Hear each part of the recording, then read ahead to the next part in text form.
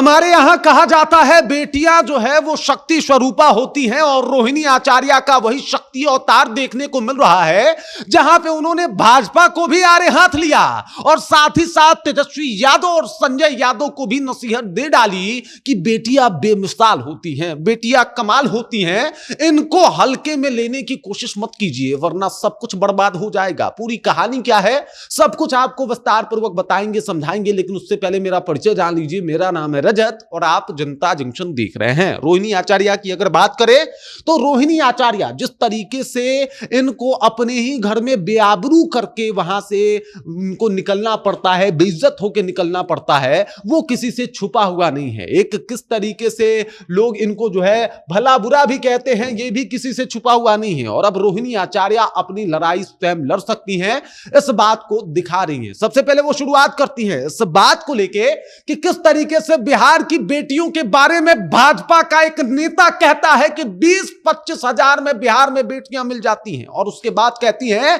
कि साहब बंद कीजिए ये ढोंग, बेटी पढ़ाओ बेटी बचाओ, बंद कीजिए कि बेटियों को आगे बढ़ाना है। कैसे बढ़ेंगी बेटियां जब ऐसे लोग इस तरीके की ओछी हरकत करते हुए दिखाई देंगे, कुछ लोग इस तरीके से बयानबाजी करते दिखाई देंगे और आए दिन बिहार में बेटियों के साथ क्या कुछ हो रहा है ये किसी से छुपा हुआ नहीं है। तो ये ढोंग वाला स्लोगन बंद हो जाना चाहिए, ये दिखावे वाला स्लोगन बंद हो जाना चाहिए। और इसके अलावा रोहिणी आचार्य ने बताया कि संजय यादव और तेजस्वी यादव को भी समझना चाहिए कि बेटी का अपमान जो है वो मतलब होता है देवी का अपमान, और अगर आप देवी का अपमान कर रहे हैं तो उसका परिणाम भी अच्छा नहीं हो सकता। देख लीजिए, बेटियों की बोली मत लगाओ, ये पोस्ट है इनका। ये पहले ये तस्वीर शेयर करती हैं और इसके साथ ये पोस्ट लिखती हैं, हाल ही में बिहार की बेटियों की कीमत, बोली लगाने वाला एक अति निंदनीय दुर्भाग्यपूर्ण बयान सामने आया। और इस तरीके से इन्होंने पोस्ट लिखा है। उसमें आगे लिखती हैं कि बेटियों की बोली लगाने, कीमत आंकने वाले, बेटियां बहनों का तिरस्कार करने वाले का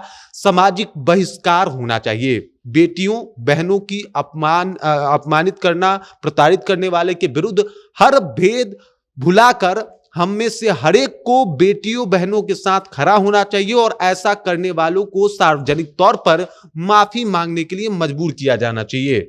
अब देखिए, मतलब ये भी जो है वो तेजस्वी यादव की बहन है और इनका आरोप था कि इनको अपमानित किया गया है। इनका आरोप था कि जब बातचीत हो रहा था तो उस दौरान संजय यादव चप्पल उठा के दौड़े थे इनके तरफ और उसके बाद रोती हुई रोहिणी आचार्य वहां से बाहर निकली थी और अब कह रहे हैं कि साहब ऐसे लोगों से सामाजिक माफी मंगवाना चाहिए। और इसके अलावा वो लोग जो कुछ भी बोल के निकल जाते हैं, समाज में उनका कोई जो है वो अस्तित्व नहीं होना चाहिए। तब जाके समाज उस स्टैंडर्ड पे तैयार होगा, तब जाके समाज वाकई ये कह पाएगा कि बेटी को पढ़ाओ बेटी को बचाओ। क्योंकि अभी समाज की स्थिति ही कुछ ऐसी है। इन्होंने कहा बिना किसी भेदभाव, बिना किसी मजबूरी के ये काम करना पड़ेगा। मतलब तेजस्वी यादव भी मजबूर ना हो, तेजस्वी यादव भी अपने मित्र के हाथों, दोस्ती के हाथों मजबूर ना हो, बल्कि वो भी ये काम करें। और रोहिणी आचार्य ने बता दिया कि साहब अगर बेटियों का अपमान होगा तो अगर बेटी का अपमान आप करते हैं तो आपका भी अपमान होगा। ये आपको गिरधारी लाल याद होंगे जिन्होंने बिहार की बेटी के बारे में बोला था, उत्तराखंड की महिला कल्याण मंत्री हैं, उनके ये पति हैं।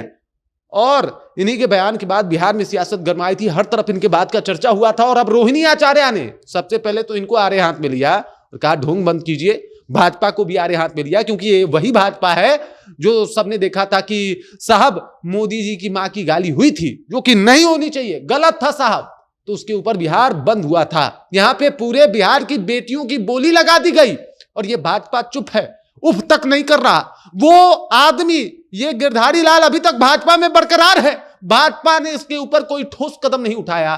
तब रोहिणी जैसी बेटी को बोलना पड़ता है, तब आके बेटियों की लड़ाई लड़नी पड़ती है, तब संजय यादव जैसे लोगों को करारा जवाब देना पड़ता है। बाकी इस खबर, इस जानकारी को लेकर आप क्या सोचते हैं, आपके जहन में क्या कुछ चल रहा है, कमेंट कीजिए, अपना विचार हम तक पहुंचा दीजिए। बाकी आप देख रहे हैं जनता जंक्शन और मेरा नाम रजत है।